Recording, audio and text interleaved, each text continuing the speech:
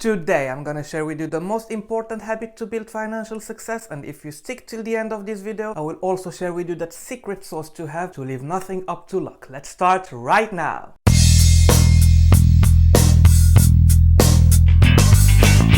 So guys, my name is Reda Harras, and if you are new here and you want to learn about personal finance, positive mindset and self-improvement, then don't forget to subscribe and hit that bell button so that you don't miss anything. I've put together these 7 habits. They're all equally important. These habits basically help me improve my finances a lot, and I will share them with you, and we'll start with number 7, accept failure as part of the journey. You have to understand that making mistakes is completely okay, and failure is part of the process, and one failed strategy is actually one less strategy to try, so that's a good thing actually. And as long as you learn from your mistakes, that's okay, because you learn anyway more from your mistakes than you will ever learn from your successes, so you're in a good place. So guys, embrace your failures, make them part of who you are, become a better person and move on. Don't focus on those mistakes and failures that you had before. It will not change anything anyway. And just like as an idea, look at the people who influenced the most humanity. Look at Albert Einstein, Elon Musk, Steve Jobs. What do they have all in common? They all failed many times before they succeeded. Just look at their biography and you will see by yourself.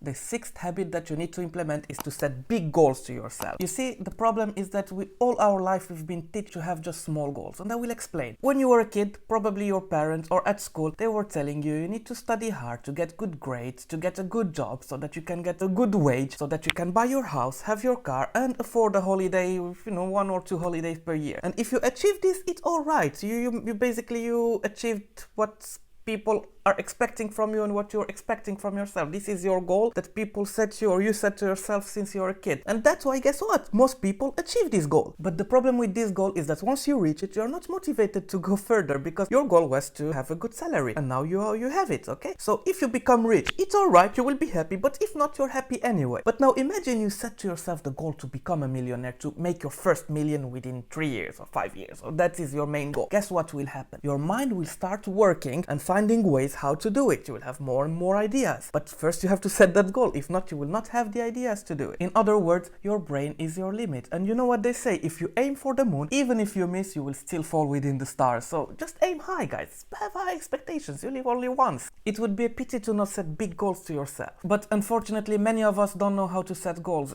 or basically make the difference between a goal and a project. It happened to me as well. For a long time, I didn't know the difference between a goal and a project. If I say, for example, I want to work out 3 times a week for the next 3 months. Is that a goal or a project? That's a project, because my project is to go to work out 3 times a week for the next 2 months or 3 months. That's my project. However, I want to lose 20 pounds in the next month. That's a goal, alright? A goal basically is a metric that you put that you don't completely control. And for that goal, you need to do a project. So basically, just to know, guys, how to set your goals here. And also make sure you set long-term goals, 3 to 5 years, as well as short-term goals, 1 year or every 3 months. And the reason for that is usually we most of us overestimate what we can achieve in 1 year, but underestimate what we can achieve in 3, 5 or even 10 years. So that's why have a big goal, but then break it down to smaller goals, yearly goals, quarterly goals, then it will help you achieve them faster. Now it's time for habit number 5, which is visualization, guys. So basically you need to think about it like this. Everything in this world, everything that humankind creates is created twice, yeah? The first creation is in your brain when you plan it out, and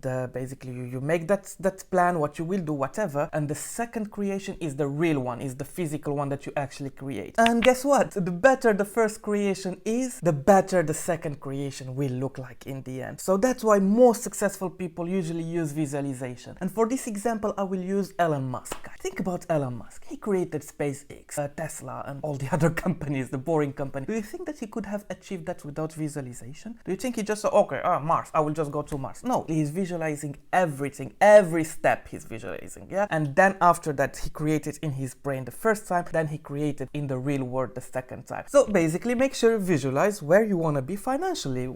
Just think, close your eyes and think where you want to be in 5 years, and try to visualize it properly, feel it, every detail. You have to do that, guys. If you cannot visualize, it's less likely that you will reach your goal. And the good part about visualizing is that sky is your limit, or basically your brain is your limit. So as long as you open your brain, you are limitless. Now, habit number 4, which is a very important one, make a detailed schedule and a list of tasks. Of course, you have to break down your tasks into monthly tasks, weekly tasks, and of course daily tasks. In here, basically, you will have to prioritize them, put the most important ones first, of course, but more importantly, try to achieve them as soon as possible. Don't slack on that, okay? So basically, you have to think about tasks as must-dos, okay? A task is a must-do. If you think about it as a must-do, you have to find a way, one way or another, to do it, all right? If your task for today is to go to the gym, but you are lazy, it's a must-do, so you don't have a choice. One way or another, you have to move yourself and go to the gym, all right? And I will share with you habit 3 after I make myself a coffee.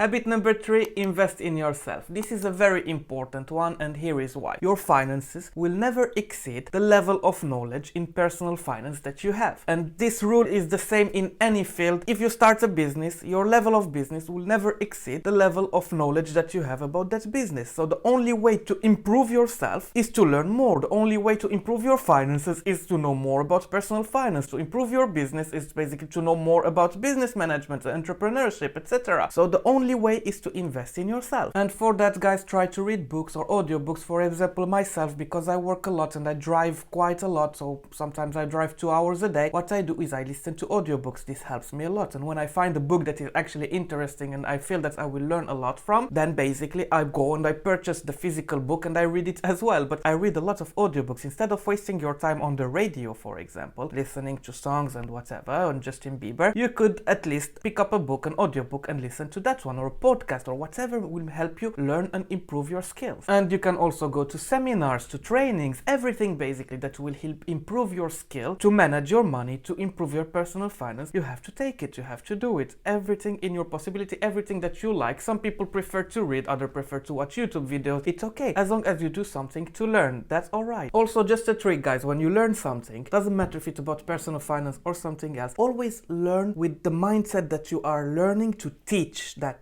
knowledge to somebody. That way your rate of absorption is way higher. And that's why I do these videos as well, because when I learn something, I learn something to teach it. And that way I will know it better than just to know it. I read it in a book and I forget about it. And just a general rule for you guys, mediocrity starts when you think you know too much. So always try to learn, be humble, of course know your knowledge. If you know lots, that's good, but always be hungry to know more. There's always more to learn. Habit number 2, take control of your finances. First, guys, you have to count your money. You have to know how much money do you have. So many people, they don't even know how much, especially if you're self-employed, you don't even know how much you made this month. Or if you're employed as well, you know how much money you make, but you don't know actually how much money you have in your bank account on a daily basis, and that's a bad thing. You have to count your money. Also, every month you have to build in that habit to check your bank statement, see what you've done wrong, see those expenses that you can cut that will not affect that much your quality of life, and try to improve and make a budget every month that is better than the budget that you've done the month before. Learn from your mistakes. It's a rinse and repeat cycle. And yes, you have to cut some expenses to be able to save and, to build wealth. But I don't want you to be very cheap